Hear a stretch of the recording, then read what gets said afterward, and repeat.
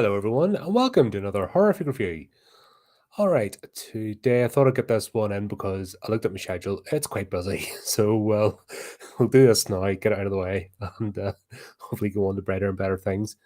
So today I'm discussing Werewolves, directed by Stephen C. Miller. Two scientists try to stop a mutation that turns people into werewolves after being touched by a supermoon the year before. I think special credit has to go to Matthew Kennedy, the writer for this, because the dialogue is just special. Yeah, so well done you. You're fantastic. Your crayons were obviously working at full speed.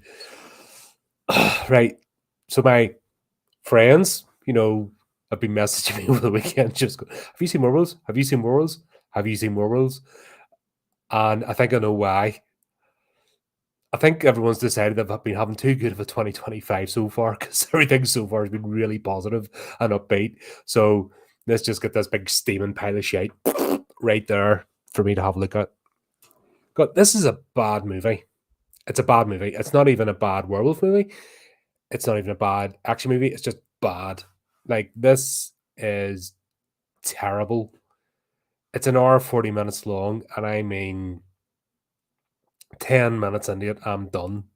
That's how bad this movie is. You can just see every formulaic trope laid out before you, exactly how the movie's going to go. And it was just bad. The werewolves look terrible. The the doctors, the scientists are knuckle draggers. Once again, well done, Matthew. Cracking dialogue there you wrote for clever people. The antagonist or the protagonist isn't really. We've got two girl bosses, and every like stereotypical crap character you would imagine in one of these things. I think they were trying to do Daybreakers. I think in the creators' minds they were doing Daybreakers, but instead they did Independence Day 2 and The Purge and just a combination of every shite movie you can imagine. Right, so start off, we've got the obligatory public service announcement coming over the TV. Everyone's getting their ding, ding, ding, ding, all prepared. This apparently happened the year before, and they're all waiting until, like, they don't even know the supermoon's coming up, whatever the hell that means. And they're only getting ready like 5 minutes before it's about to go dark because, yeah, we need the exposition scene to lay it all out. We've also got them the typical doing the boards with the slots so you can see all the light coming through. So what the hell's the point in that? Do one or two windows up, at least properly, or close yourself in. If you've got a big, massive, sprawling house, well, protect it all is a bit ridiculous. Confine yourself to a room or two. The house that Lucy lives in now, basically we've got go for these freaking characters. Where's my shit? I'll close it. Sorry, give me a sec. Let's go for these dopey characters because it revolves around 3 or 4 people, but you've got a whole ensemble cast of guff. Right, Wesley, he's like the main dude. I liked Frank Grillo in what was that movie he did? Level 1 or something. The one where he keeps repeating the same day over and that was fun. But he doesn't. He's just a generic action star. He's not really anything special. Suppose perfect for this. This is just, I don't know what the budget was for this, but they've already spent too much. Amy Chan, Dr. Chan is, yeah, she's a girl boss and really serves no purpose in this whatsoever. Lucy is the main focus. This is his sister-in-law because his brother died heroically, so he's looking after his sister-in-law and his niece, coming to make sure they're okay because he's a tortured veteran. That friggin' trope. Cody, the next door neighbor, is your typical survivalist, hoo-yah, America, every trope you can imagine, thick bastard. and you know he's going to die. Like it turned like it's telegraphed from the start. He's got the rifle range out in the front garden, blah blah blah blah. You know, as you do. And it turns out Wesley was his OC when they served together in super secret special ops. He's now super secret special ops, become super secret biologist because yeah, that's usually the trajectory. But yeah, the plot needs to happen. Got Emma, the wee girl, who's a plot device. Wesley's niece, Reagan, the next door neighbor, the girl next door, the wee teenager, who's also another plot device. Dr. Arata, who's another plot device. He explains how moon screen works. Fuck hell. So their plan is they're developing sunblock, but for moon, and they call it moon screen. And it's nearly ready, you know, a year later, blah, blah, blah. We've got this all sorted. And Jesus Christ. Even the cast are cringing. Like, I know they're meant to be acting. I don't like any moon screens. So, you know, it was meant to be a joke, but even the cast are cringing at this dialogue.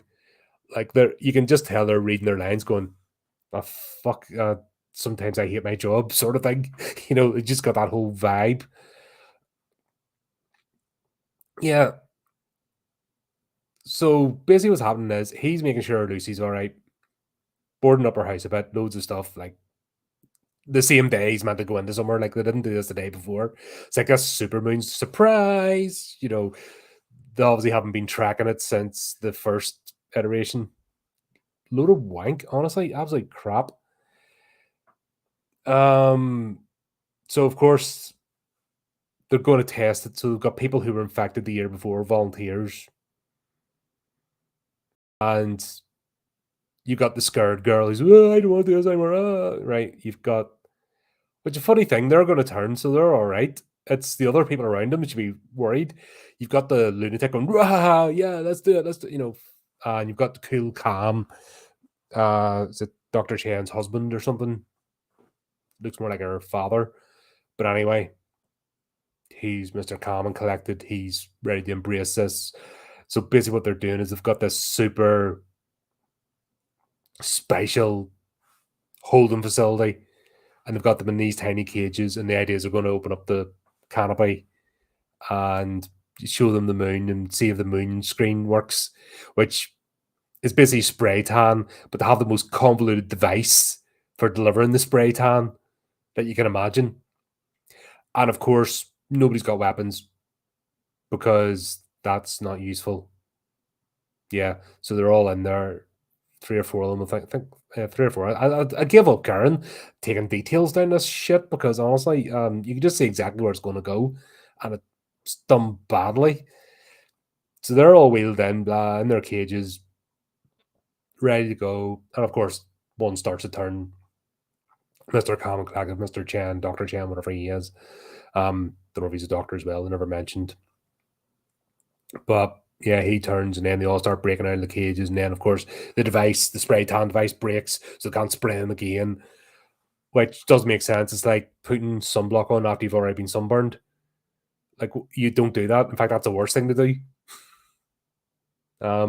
Just, you know, sorry, inserting a little bit of common sense, the real world stuff, and the like. This movie is, you may as well just go bang your head of a brick wall, which we'll get to a brick wall later.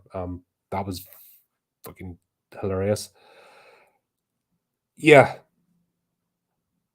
So generic escape scheme. Of course, the doctor gets killed. Oh, everyone else gets sprayed down. You know, like decontaminated before they go in because reasons. Like they're in a hazmat suit and they've all got their names neatly across the top of their hazmat suit, which doesn't make a difference because they're going to take off their. You have to see the actors' faces. They've got that written in their contracts, so they're going to take their hoods off at some point. But the main doctor in this goes through the decontamination with his hood off and then puts it on afterwards. And you're sort of like, what the hell? Like, they don't even bother with that level of detail. Like, this is thrown together in 5 minutes. Like, the washing machine's going with this one.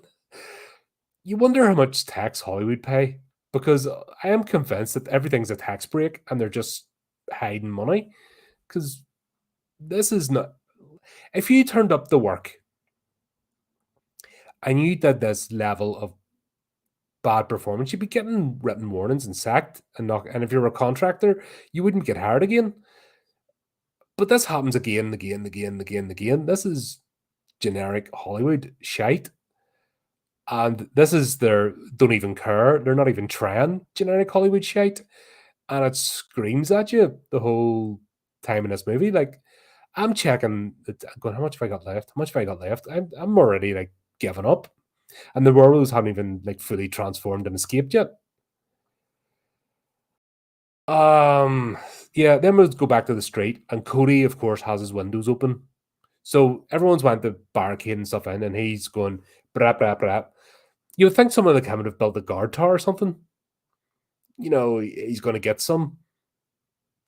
And you're just like, why bother? If you're going to leave the windows open, why bother barricading your house in the first place? You know, it's dumb. And these are all bungalows, by the way. These are all like one level houses. They're no upstairs. So I don't think they'll have basements. So it's not even as if they're up in the roof or anything. It would have made more sense. But yeah, this just blew out the window. Anyway, surprise, surprise, Gordy gets grabbed because, yes, we didn't see that coming from like the very first introduction of his character. And of course, he gets turned. And I love their costumes. Like, everything's fitting neatly on the human size, and then the werewolf size is like 3 times human, but they're like his body armor says kill wolves on it, you know, it fits perfectly over him, doesn't rip, and but the other clothes rip conveniently. So you see werewolf stuff. Yeah, okay. Yeah, I give up. I did. I'm already zoned out watching this. The reason I'm taking notes because it's the only way to stay awake. Because this is one of these movies you'll watch and go, right, that was the thing, shiny lights, and you'll forget all about it. But there'll be a bad taste in your mouth because it's bad. It's just awful. Um, yeah, Cody and Chan, or sorry, what do you call him? Me and dude. Oh God, what do you call that? Wesley. Why am I not? Wesley and Amy are escaping, and they go to suit up, you know, and get their eye drops in and their moon screen on, and they set the timer for the plot device to happen later. And yeah, and of course, these werewolves, like there's only 3 or 4 of them, and they've rampaged through an entire facility, like super duper government research, top of the range. Dealt with this before, ready for it. They tear through this and automatic fire going, you know, brr, brr, all that kind of stuff. And they pick up 2 pistols because that's going to do stuff. Yeah. And then they're going about, and then there's a scene where, oh, Chan's all, oh, haven't fired this since the target, blah, blah, blah. Are you ready for this? You know, Wesley's being the commander. But of course, Chan has a girl boss and push him out of the way and shoot a werewolf and shoot a tank or something and make things happen. And yeah. Like I said, they're not even trying in this movie. This is a paint by numbers, like not even a good paint by numbers book. If you see those now, like I want to pick up a couple of horror ones, but I need to get a top down camera set up. I think that's a plan for this year. But you get some really good paint by numbers horror books now. But this isn't even a good one. This is something that even a 3-year-old would look at and go, huh? You know, right? Is that it? And be bored. That's the way this thing's put together. Um, of course, Wesley's driving and he rings Lucy to make sure she's all right because we need the emotional scene of her going, well, I'm scared, rah, rah, rah, rah, rah, rah. And then Reagan turns up at the front door, I can't find my mummy. Oh yeah, that's right, because Reagan's in the house and there's a werewolf in the house because yeah, they leave the door open or something. I don't know, plot needs to happen. I love all these open doors in the houses. Like, if you're trying to make minimum noise and that, surely you would close all the doors and retreat. It's only for a night. It's not like this is eternal darkness for 3 months. It's overnight. So the sensible thing would be, okay, all the lights off, right? Because especially in Lucy's house, fucking lights on everywhere, every light, and it's all shining through the gaps. So you may as well be lit up like a Christmas tree. She's got like super duper cameras that can move off their pedestals and zoom up the street and stuff. Like it's almost like they're detachable drones because the plot needs to happen. Like it's that bad. Um, but yeah, you would think they would close all the doors, retreat to one room.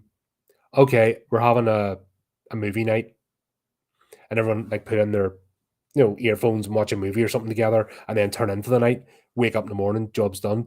Minimum noise. Would that not make sense? Instead of stomping all over the house, doors open, everyone disappearing everywhere so they can get grabbed. It's stupid. The whole premise is stupid. Once again, Daybreakers was good because at least it showed you the whole aftermath and stuff and the world, the reality as is now with vampires during the eternal night. I need to watch that again.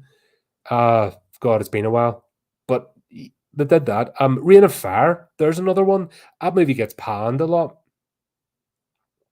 But it's showing the aftermath, of dragons taking over the world and people trying to get the hell, just get on with life and stuff. I enjoyed it. Yeah, it got a bit cheesy, but for the most part, the premise was sound. You could go along with it. You could believe the world. This doesn't make any sense. And it's all, like I said, it's of the moon. Like they're not tracking this moon, super moon, whatever. Is it an extra moon? Is it a super bright moon? Is it whatever? We don't get any, like they spend half this movie with exposition, but we don't get any explanation to what the phenomena is. But they spend more time in the fucking sunblock or moon block, Oh god. Moon screen now, that's fucking awful. Like, what was their plan for that anyway? Are they going to like ship it out in bottles and then make sure you buy yours at a overinflated price? And if you need to go out, or is it once every 3 months or once a year, everyone just goes indoors and just be quiet for a night? Like, the whole thing is nonsense. It's not even a good action movie because we've got Chen and Wesley running about the place, getting frightened and stuff and woo wah, and they go into this shopping center and it's converted into like a market slash cages and stuff, and then there's this cyberpunk gang that runs it. I guess it all happens in the space of a year. Like they're trying to bring in the post-apocalyptic nonsense, and but society still works. They haven't got that stage. So this doesn't make sense either. But it's just for to have a bunch of characters turn up and go, "Oh, we'll show you the tunnels, but you're on your own." And that's what that was, just to deliver that one line of dialogue.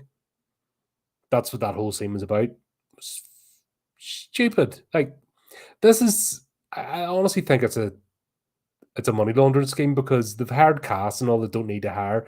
They've had scenes where if they had just two people trying to get from A to B, that's been done before, but you can do it well. Wesley's trying to get to his sister-in-law. They're traversing, the areas and, almost like a zombie outbreak. I don't know who's turned, not turned. And, that's the danger. They don't even go into that. Yeah. So we'll get that. And like I said, we'll have a whole scene with Lucy's cameras. They can go up and down streets and fucking do overheads and all sorts of shit. And she can see it all from her monitor. You're like, really? Okay. And the tradition, the meh sound of cameras turning and stuff because we need that.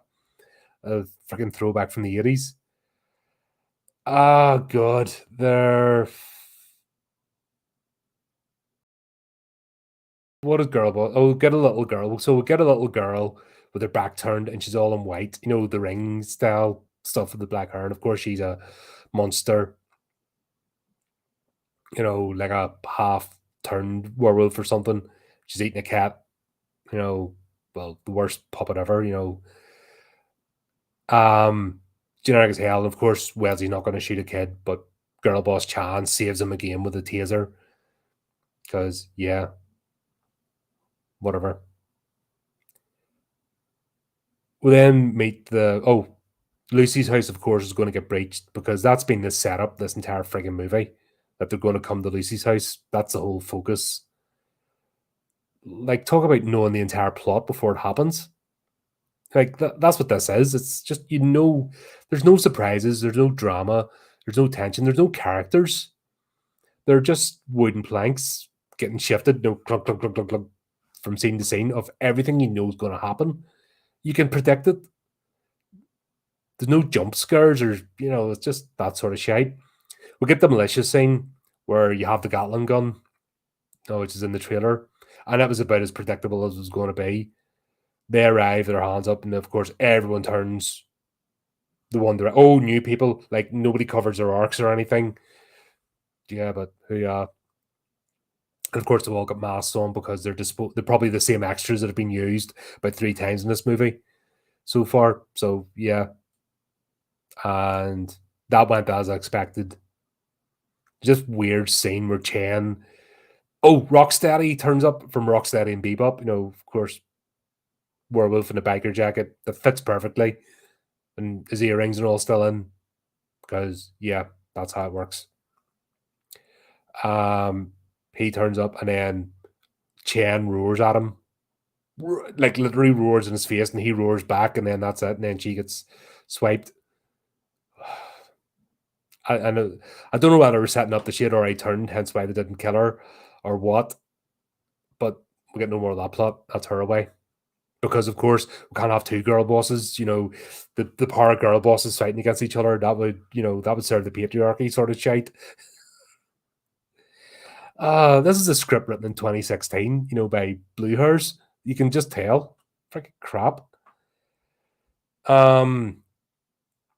Yeah, so Wesley turns up in the truck to save the day and roars the engine, rawr, rawr, and then he says motherfucker about 6 times just to show that it's an action movie and rawr, me tough. And of course, he then, his sunscreen, moon screen fucking wears off because the plot needed it to happen. So he can turn into big CGI werewolf and fight Cody. Never liked you, Cody. Rawr. We get big dumb fight scene. And then we get oh god. Yeah, god. Yeah, thanks Steve for making me aware of this before it happened because at least I was ready for it. Everything's all blocked up and stuff and like loads of gaps and holes, and it sees American polystyrene houses, that are made out of balsa wood and stuff. They're awful. There's just one bricked up door, which is cardboard. I'm talking prisoner cell block H level of set building here. And Lucy turns into a girl boss and says words and loads up a shotgun and stuff, and yeah. But he's banging on the cardboard, like pantomime scenery, brick, and you can see the cardboard wobbling as he's fucking banging it. Oh my god. Thanks, Steve, for warning me about that, because I would have broke my brain if I hadn't been waiting for it. Because seriously, that was awful, and I just given up at this point. And of course, he doesn't eat Lucy. Her plan is to shoot a vampire, shoot the sunlight in, and that makes him transform immediately back to human. And that's it. That's the end. He reaches up to pick her up. Nothing. No aftermath. No epilogue. Nothing. Just that's it. End of movie. And cuts the credits. And the credits are like 1950s Hammer horror did better than the credits in this movie. Like it didn't even bother their arse with the credits. It was like I do better on this channel, and I'm no great videographer, but there you go. That was a movie. It is now off my list to be forgotten and never spoken of again. That was awful. Like, it was just bad. Like, if it's not even worth ripping apart. Do you know what movies? You know why some movies are funny bad? This isn't even that. This is just don't give a shit bad. Like, it's not even tongue in cheek, or you can't get with any of the characters. You just can't get behind them. You don't care. They're shit. And yeah, that was it. It's just a thrown together piece of crap. And it was annoying because I like a good werewolf movie. We haven't had one in years. And yeah, God, I just it's annoying. Like Hollywood, stay out of the horror genre. Like if you're not a horror creators, go away. Stop trying to jump in because you're shite and you're just annoying. It's not even a good action movie because there's no actual good action scenes in this. So what is this? It's not a drama because there's no drama in it. The dialogue's written by a 3-year-old in crayon, and you can see the actors visibly painful. That's really all I've got to say about this movie. Like, honestly, don't waste your time. I've watched it so you don't have to. Honestly, it's not even worth ripping apart. Just bad. But there you go. Thought I'd do this quickly because I am back in just over an hour's time with Flea as we talk about Happy Sugar Life, and at least that'll be a better review because at least we're having fun. That's a fun series, and we'll be talking about that. And we're busy with, like I said, check the schedule. We've a busy week ahead, plenty on. So anyway, there you go. Let me know what you think. And until next time, keep updated with the channel, do the type of clicky things, and remember to keep it creepy, keep it horrific.